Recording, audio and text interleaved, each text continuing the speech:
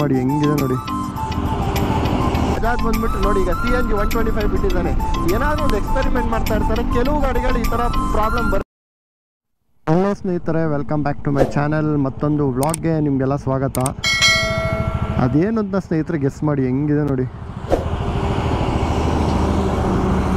Lorry, ಅಪ್ಪ, ಅದೊಂದು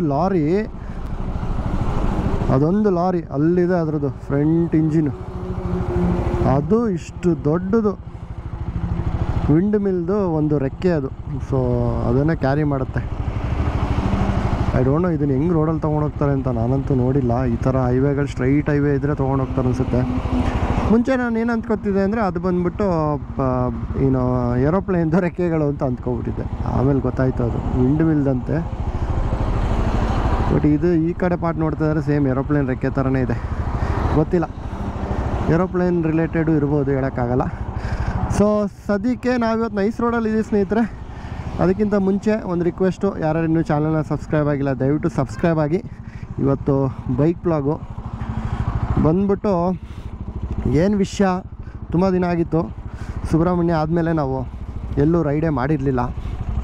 so ಅದರಿಂದ ಒಂದೊಳ್ಳೆ ರೈಡಿಗೆ ಪ್ಲ್ಯಾನ್ ಮಾಡ್ತಾಯಿದ್ದೀನಿ. ಏನು ರೈಡು ಅಂತೆಲ್ಲ ಮುಂದೆ ಹೇಳ್ತೀನಿ. ಬಟ್ ಸದ್ಯಕ್ಕೆ ಇವತ್ತಿನ ವೀಡಿಯೋಲಿ ನಾನು ನಮ್ಮ ಹಳೆ ವೀಡಿಯೋಲಿ ಸುಬ್ರಹ್ಮಣ್ಯಕ್ಕೆ ಹೋಗ್ಬೇಕಾದ್ರೆ ಹೇಳಿದ್ದೆ, ನಾನೊಂದು ಗಾಡಿ ಅಪ್ಡೇಟ್ ಮಾಡಬೇಕು ಅಂತ ನೋಡ್ತಾಯಿದ್ದೀನಿ. 250cc ಯಾಕೋ ಸಾಲ್ತಾ ಇಲ್ಲ ಅಂತ ಅನ್ನಿಸ್ತಿದೆ ಅಂತ.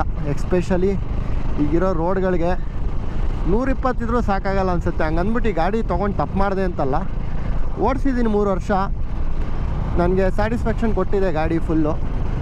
ಬಟ್ ಈಗಿನ್ನೂ ಗಾಡಿಗಳು ನಿಮಗೆ ಗೊತ್ತು, ಇಂಡಿಯನ್ ಮೋಟಾರ್ ಸೆಗ್ಮೆಂಟಲ್ಲಿ ತುಂಬ ಗಾಡಿಗಳು ಬರ್ತಿದೆ. ಅಂದರೆ ಕಡಿಮೆ ದುಡ್ಡಿಗೆ ಹೈಯರ್ CC ಗಾಡಿಗಳೆಲ್ಲ ಬರ್ತಿದೆ.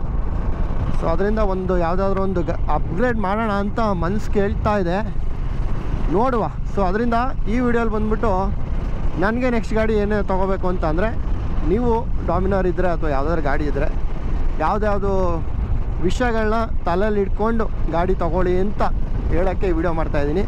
ಸೊ ಬೇಸಿಕಲಿ ಬಂದ್ಬಿಟ್ಟು ಕೆಲವು ಟಿಪ್ಸು ಗಾಡಿ ತೊಗೋಬೇಕಾದ್ರೆ. ನಾನು ಇಷ್ಟು ವರ್ಷದಿಂದ ನಾನು 150cc ಗಾಡಿ ಓಡಿಸಿದ್ದೀನಿ, 250 ಓಡಿಸಿದ್ದೀನಿ, 350 ಓಡಿಸಿದ್ದೀನಿ ಅನ್ನೋದಕ್ಕಿಂತ ನಾನು ಓನ್ ಮಾಡಿದ್ದೀನಿ. ಥಂಡರ್ಬರ್ಡು, ಜಿಕ್ಸರು, ಡಿಸ್ಕವರು, ಪಲ್ಸರು, ಕರೀಸ್ಮಾ, ಅದಾದಮೇಲೆ ನಮ್ಮದು ಡಾಮಿನಾರು. ಸೊ ಆ್ಯಕ್ಚುಲಿ 350ಇಂದ ನಾನು ಕೆಳಗಡೆಗೆ ಬಂದಿದ್ದು 250ಗೆ ಬಂದುಬಿಟ್ಟೆ ರಾಯಲ್ ಎನ್ಫೀಲ್ಡ್ ಆದಮೇಲೆ. ಸೊ ಅದರಿಂದ ಮುಂದಕ್ಕೆ ಒಂದು ಅಪ್ಗ್ರೇಡ್ ಮಾಡೋಣ ಅಂತ ಇದ್ದೀನಿ. ಸೊ ಸದ್ಯಕ್ಕೆ ಮುಂದೆ ಹೋಗ್ತಾ ಏನೇನು ಕನ್ಸಿಡರ್ ಮಾಡ್ಬೋದು, ಈ ಗಾಡೀಲಿ ನಾನು ಕಲ್ತ್ಕೊಂಡಿದ್ದೇನು, ಈ ಗಾಡೀಲಿ ಇಲ್ಲದೇ ಇರೋದು ಅದರಲ್ಲಿ ಇರಬೇಕು ಏನು ಅನ್ನೋದನ್ನು ಮುಂದೆ ಹೋಗ್ತಾ ಮಾತಾಡೋಣ. ಈ ನೈಸ್ ರೋಡಲ್ಲಿ ಫೋನ್ಪೇ ಆಪ್ಷನ್ ಒಂದು ಚೆನ್ನಾಗಿದೆ ಅಪ್ಪ, ಬೈಕ್ ಅವ್ರಿಗೆ ಏನು ತೊಂದರೆ ಇಲ್ಲ. ಬಟ್ ಕೆಲವರು 3 ತಿಂಗಳು ಹುಡ್ದವ್ರು ಇರ್ತಾರೆ, ಹಿಂಗೆ ಸ್ಕ್ಯಾನ್ ಮಾಡ್ತಾಯಿದ್ರು ಸುಮ್ಮನೆ ಹಂಗೆ ಮಾಡ್ತಾ ಇರ್ತಾರೆ. ಇದು ಏನು ಪೇಷನ್ಸೇ ಇರೋಲ್ಲ ಗುರು. ಅಷ್ಟು ಪೇಷನ್ಸ್ ಇಲ್ಲ ಅಂದರೆ ಈ ರೋಡಿಗೆ ಬರಲೇಬಾರ್ದಲ್ವ. ಈಗ ನಾವು ಅಷ್ಟೇ ಮುಂದ್ಗಡೆ ಒಬ್ಬ ಸ್ಕ್ಯಾನ್ ಮಾಡ್ತಿದ್ರೆ ಬೇಸಿಕ್ ಕಾಮನ್ ಸೆನ್ಸು, ಅವ್ರು ಪೇಮೆಂಟ್ ಆಗೋ ತನಕ ಕಾಯಬೇಕು ಅಲ್ವಾ. ಏನೋ ಟೆಕ್ನಿಕಲ್ ಇಶ್ಯೂ ಇದ್ದು ಸೈಡ್ಗೆ ಹೋಗಿ ಅಂದರೆ ಪರವಾಗಿಲ್ಲ. ಕೆಲವ್ರು ಇರ್ತಾರೆ, ಹೇಳ್ತಿರೋದು ಎಲ್ಲರೂ ಅಂತಲ್ಲ, ಸುಮ್ಮನೆ ಹ್ಯಾಂಗೆ ಮಾಡೋದು ಹಿಂದ್ಗಡೆ ನಿಂತ್ಕೊಂಡು.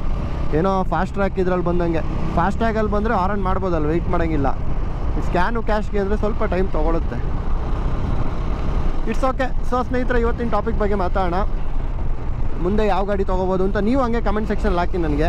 ಬಟ್ ನಾನು ಇಷ್ಟು ಫ್ಯಾಕ್ಟರ್ಸ್ ಹೇಳ್ಬಿಡ್ತೀನಿ ನನಗೆ ಏನೇನು ಇರಬೇಕು ಅಂತ. ಡಾಮಿನಾರಿಂದ ಯಾವಾಗಲೂ ಹೇಳ್ತಾ ಇರ್ತೀನಿ, ಡಾಮಿನಾರ್ ಬಂದ್ಬಿಟ್ಟು ವೆಯ್ಟು 187 kg 250cc ಗಾಡಿ ಮೇಲೆ ಕೂರಿಸಿದ್ದಾನೆ.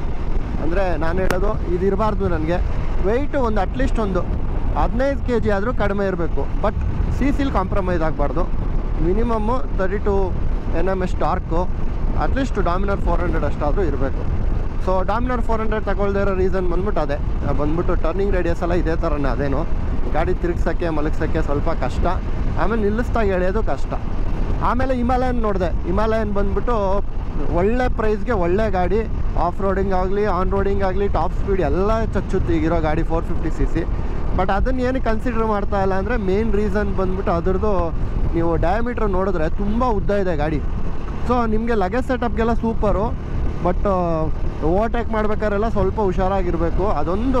ಆಮೇಲೆ ಇನ್ನೊಂದು ಅನಿಸಿದ್ದು ನನಗೆ, ಅದು ಅಷ್ಟು ಪ್ರೈಸ್ ಕೊಟ್ಟು ಗಾಡಿ ಬಂದ್ಬಿಟ್ಟು ನೀವು ಎಕ್ಸ್ಪಲ್ಸ್ ಅವನು ನೀವು ಆಫ್ ರೋಡಿಂಗ್ ಕೇಪಬಿಲಿಟಿಲಿ ಚೆಕ್ ಮಾಡಿದ್ರೆ ಎಕ್ಸ್ಪಲ್ಸ್ ಅವ್ನು ನೋಡ್ಕೊಂಡು ಹೋಗ್ಬಿಡ್ತಾನೆ. ಸೊ ಅದೊಂದು ನನಗೆ ಅಷ್ಟು ವರ್ತ್ ಅಂತ ಅನ್ನಿಸ್ಲಿಲ್ಲ ಹೈವೇಲಿ ಕೆಪಾಸಿಟಿಲಾಗಲಿ. ಆಮೇಲೆ ಹಿಮಾಲಯಂದು ಪ್ರಾಬ್ಲಮ್ಸು, ಮೇಯ್ನು ರಾಯಲ್ ಎನ್ಫೀಲ್ಡು ತೊಂದರೆಗಳು, ನಿಮ್ಗೆ ಗೊತ್ತೇ ಇದೆ, ಹಿಮಾಲಯನ್ದು ನೀವೇನಾದ್ರು ಇಶ್ಯೂಸ್ ಅಂತ ಹೊಡೆದ್ರೆ ಒಂದು 1000 ವೀಡಿಯೋ ಬಂದ್ಬಿಡುತ್ತೆ. ಕೆಲವರು ಬಜಾಜಿಗೆ ತಮಾಷೆ ಮಾಡ್ತಾಯಿದ್ರು, ಅಂಥ ಕಾಸ್ಟ್ಲಿ ರಾಯಲ್ ಎನ್ಫೀಲ್ಡು ಬಜಾಜ್ ಬಂದ್ಬಿಟ್ಟು ನೋಡಿ ಈಗ CNG 125 ಬಿಟ್ಟಿದ್ದಾನೆ. ಏನಾದರೂ ಒಂದು ಎಕ್ಸ್ಪೆರಿಮೆಂಟ್ ಮಾಡ್ತಾ ಇರ್ತಾರೆ. ಕೆಲವು ಗಾಡಿಗಳು ಈ ಥರ ಪ್ರಾಬ್ಲಮ್ ಬರುತ್ತೆ. ಇದು ಬರುತ್ತಲ್ಲ, ಕೂಲೆಂಟ್ ಆಯಿಲ್ ಲೀಕೇಜ್ ಆಗಿರೋದೆಲ್ಲ ಆಗಿದೆ ಡಾಮಿನರಲ್ಲಿ. ಸೊ ಅದನ್ನ ಇಟ್ಕೊಂಡು ದೊಡ್ಡ ಇಶ್ಯೂಸ್ ಮಾಡ್ತಾಯಿದ್ರು. ಬಟ್ ಬಜಾಜ್ ಅವ್ರು ನಿಜವಾಗ್ಲೂ ಸೆಲ್ಯೂಟ್ ಮಾಡಬೇಕು. ನೋಡಿ CNG 125 ತಂದಿದ್ದಾರೆ ಈಗ. ಸೊ ರಾಯಲ್ ಎನ್ಫೀಲ್ಡ್ ಅವ್ರು ಅಂಥ ಎಕ್ಸ್ಪೆರಿಮೆಂಟ್ ಎಲ್ಲ ಏನು ಮಾಡೋದೇ ಇಲ್ಲ ಗುರು. ಅದೇನೋ ಫಿಲ್ಟ್ರನ್ನೆಲ್ಲ ಇಲ್ಲಿ ಕೊಟ್ಟಿದ್ದಾನೆ. ಸೊ ಅದರಿಂದ ತುಂಬ ತೊಂದರೆ ಆಗ್ತಿದೆ ನಿಮಗೆ. ಈಗ ಬರೋ ರಾಯಲ್ ಎನ್ಫೀಲ್ಡಲ್ಲೂ ಬಂದ್ಬಿಟ್ಟು ಅವಾಗವಾಗ ಈ ಬೋಲ್ಟ್ ಇದೆಯಲ್ಲ, ಈ ಬೋಲ್ಟು ಲೂಸ್ ಆಗುತ್ತೆ. ಚಾರ್ಸಿಗೂ ಮತ್ತು ನಿಮ್ಮ ಹ್ಯಾಂಡ್ಲು ಬಾರ್ಗೂ ತುಂಬ ಕಡೆ ಸಮಸ್ಯೆ ಆಗುತ್ತೆ. ಸೊ ಅದು ಬೇಡ ನನಗೆ. 3 ವರ್ಷ ಆದಮೇಲೆ ಹ್ಯಾಂಡಿಂಗಿಗೆ ಅಲ್ಲಾಡೋದು ಅದೆಲ್ಲ ಬೇಕಾಗಿಲ್ಲ ಅಂದ್ಬಿಟ್ಟು ಆ ಗಾಡಿನೂ ರಿಜೆಕ್ಟ್ ಮಾಡಿದೆ. ಇನ್ನೂ ಬಂದ್ಬಿಟ್ಟು ನಾನು ನಮ್ಮ ಹೀರೋದವ್ರದ್ದು ಹಾರ್ಲೆ, ಅಂದರೆ ಹೀರೋ ಅಲ್ಲೇ ಮಾಡ್ತಾ ಇರೋದು ಈಗ ಹಾರ್ಲೆ 450. ಆಮೇಲೆ ಇನ್ನೊಂದು ಮ್ಯಾವಿಯೇಟ್ರ್ ಏನೋ ಬಂದಿದೆಯಲ್ಲ ಅದು ಗಾಡಿ, ಅದು ಓಡಿಸಿ ನೋಡಿದ್ರೆ ಟಾರ್ಕ್ ಎಲ್ಲ ಸೂಪರ್ ಆಗಿದೆ. ಬಟ್ ಟಾಪ್ ಸ್ಪೀಡ್ಗೆ ಹೋದರೆ ಇಲ್ಲ. ಸೊ ನನಗೆ ಒಂದು ವೆಯ್ಟು ಕಡಿಮೆ ಇರಬೇಕು, ಆಮೇಲೆ ಟಾಪ್ ಸ್ಪೀಡ್ ಸ್ವಲ್ಪ ಜಾಸ್ತಿ ಇರಬೇಕು. ಇಷ್ಟೆಲ್ಲ ಫಿಲ್ಟ್ರ್ ಮಾಡಿದಾಗ ನನಗೆ ಉಳಿದಿದ್ದು ಒಂದು ಗಾಡಿ ಬಂದುಬಿಟ್ಟು CV300R ಹೋಂಡಾದು. ಬಟ್ ಅವರು ಅದನ್ನು ಗಾಡಿ ಸ್ಟಾಪ್ ಮಾಡ್ತಾ ಇದ್ದಾರೆ. ಏನಕ್ಕೆ ಅಂತ ಗೊತ್ತಿಲ್ಲ. ಯಾಕಂದರೆ ಅದು ವೆಯ್ಟ್ ಮ್ಯಾನೇಜ್ಮೆಂಟ್ ತುಂಬ ಕ್ರೇಜಿ ಇದೆ ಗಾಡಿ. ಬರೀ 160 kg ಗಾಡಿ ಬರುತ್ತೆ. ಟಾಪ್ ಸ್ಪೀಡಲ್ಲಿ 165 ತನಕ ಕಿಚ್ಕೊಂಡು ಹೋಗುತ್ತೆ. ಸೊ ಅದರಿಂದ ಆ ಗಾಡಿ ನೋಡಬೇಕು ಒಂದು ಸಲ, ಗಾಡಿ ಓಡಿಸಿ ಶೋರೂಮಲ್ಲೂ ಒಂದು ಸಲ. ಆದರೆ ಮುಂದಿನ ವೀಡಿಯೋಸಲ್ಲಿ ವಿಚಾರಿಸ್ತೀನಿ ಆ ಗಾಡಿ ಈಗಲೂ ಬರ್ತಾ ಇದೆಯಾ ಅನ್ನೋದು. ನಾನು ಹೇಳ್ತಾರೆ CB300 ಅಲ್ಲ, 3VC100 ಬಂದ್ಬಿಟ್ಟು ಸ್ವಲ್ಪ ಐನಿಸ್ ರಾಯಲ್ ಎನ್ಫೀಲ್ಡ್ ಥರ ಬರುತ್ತೆ. ಆ ಥರದ್ದಲ್ಲ. ನೀವು ಗೂಗಲ್ ಮಾಡಿ 300R ಅಂತ ಬರುತ್ತೆ, 350R 300R ಏನೋ ಬರುತ್ತೆ.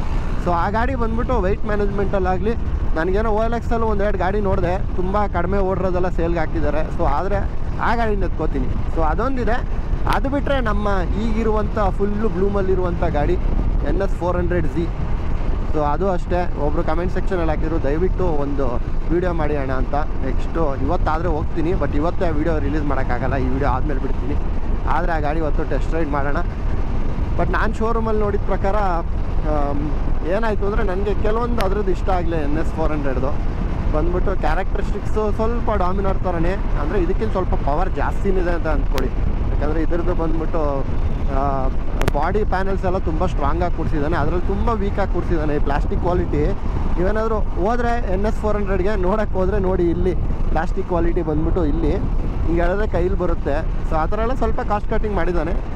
ಬಟ್ ಓಕೆ, ನೀವೇನಾದರೂ ಫನ್ ಮಾಡಬೇಕು ಸಿಟೀಲಿ ಅಂದರೆ, ಒಳ್ಳೆ ಮಜಾ ಕೊಡಬೇಕು ಅಂದರೆ ಗಾಡಿ ಹೊಡಿಬೋದು. ಆಮೇಲೆ ಇನ್ನೊಂದು, ಅದು ಪ್ಲಾಸ್ಟಿಕ್ ಕ್ವಾಲಿಟಿ ತೆಳು ಇದೆ ಅದಂತ ಅದೆಲ್ಲ ಕನ್ಸಿಡ್ರೇ ಆಗೋಲ್ಲ. ಯಾಕಂದರೆ ಬಂದ್ಬಿಟ್ಟು ನಿಮಗೆ ಮೈಂಟೆನೆನ್ಸಲ್ಲಿ ತುಂಬ ಕಡಿಮೆ ಬೀಳುತ್ತೆ ಸ್ನೇಹಿತರೆ ದುಡ್ಡು. ಏನಾದರೂ ಪಾರ್ಟ್ಸ್ ಹೋದ್ರೂ ನಿಮ್ಗೆ ಆರಾಮಾಗಿ ಆಲ್ಮೋಸ್ಟ್ NS200 ಅಥವಾ 400 ಆಗಿಬಿಡುತ್ತೆ. ಸೊ ಅದರಿಂದ ಅಷ್ಟೇನು ಕಾಸ್ಟ್ಲಿ ಬೀಳಲ್ಲ. ಬಟ್ ಟೂರಿಂಗ್ ಮಾಡ್ಬೇಕಾದ್ರೆ ಸ್ವಲ್ಪ ಹುಷಾರಾಗಿರಬೇಕು. ಲಾಂಗ್ ಟರ್ಮ್ಗೆ ರಿಲೇಬಲ್ ಇರೋಲ್ಲ ಗಾಡಿಗಳು. ಸೊ ಮತ್ತೆ ಒಂದು 3 ವರ್ಷ ಆದಮೇಲೆ ಇದೇ ಥರ ಅನಿಸುತ್ತೆ ಗಾಡಿ ಚೇಂಜ್ ಮಾಡೋಣ ಅಂತ. ಅದರಿಂದ ನಾನು ಸ್ವಲ್ಪ ಹೋಂಡಾ ಕಡೆಗೆ ಯಾಕೋ ಈ ಸಲ ಒಲವಿದೆ. ನೋಡೋಣ ಹೋಂಡಲ್ಲಿ ಯಾವ್ದಾದ್ರು ಒಳ್ಳೆ ಗಾಡಿ ಬಿಡ್ತಾನ ಅನ್ನೋದು. ಇಲ್ಲಾಂದರೆ CB300 ಒಂದು ಸಲ ನೋಡ್ತೀನಿ. ಅಂದ್ಬಿಟ್ಟು ಗಾಡಿ ತುಂಬ ಸಣ್ಣ ಗಾಡಿ, ಬಟ್ ಪವರ್ ಮಾತ್ರ ಅಲ್ಟಿಮೇಟ್ ಆಗಿದೆ. ರೌಂಡ್ ಬರುತ್ತೆ ಅದು. ಬೇಕಾದ್ರೆ ಫೋಟೋ ಇಲ್ಲಿ ಮೇಲ್ಗಡೆ ಹಾಕ್ತೀನಿ ನೋಡಿ. ನೋಡೋಣ. ನೀವು ಆದರೆ ಕಮೆಂಟ್ ಸೆಕ್ಷನಲ್ಲಿ ಹಾಕಿ ಸ್ನೇಹಿತರೆ ಯಾವ ಗಾಡಿ ತೊಗೋಬೋದು ಅನ್ನೋದು. ಮುಂದಿನ ವ್ಲಾಗ್ಸಲ್ಲಿ ಸಿಗೋಣ. ನಾನು ಆ್ಯಕ್ಚುಲಿ ಇವತ್ತು ವೀಡಿಯೋ ಮಾಡಿದ್ದು ಬಂದುಬಿಟ್ಟು ಒಂದು ಸಂದೇಶ. ಏನಾದರೂ ನೀವು ಗಾಡಿ ನೋಡ್ತಾಯಿದ್ರೆ ನೀವು ನನ್ನ ಜೊತೆ ಒಂದು ಕೈಗೂಡಿಸಿ ನಮ್ಮ ವಿಷಯಕ್ಕೆ ನಮಗೊಂದು ಸಪೋರ್ಟ್ ಮಾಡಿ ಯಾವ್ದು ತೊಗೋಬೋದು ಗಾಡಿ ಅನ್ನೋದು. ಹಾಗೆ ಕಮೆಂಟ್ ಸೆಕ್ಷನಲ್ಲಿ ಹಾಕಿ ನಿಮ್ಮ ಒಪಿನಿಯನ್ನು ಅಂತ ಹೇಳ್ತಾ ಮತ್ತೆ ಮುಂದಿನ ವ್ಲಾಗ್ಸಲ್ಲಿ ಸಿಗೋಣ. Signing off from motor simple city. Take care. Bye.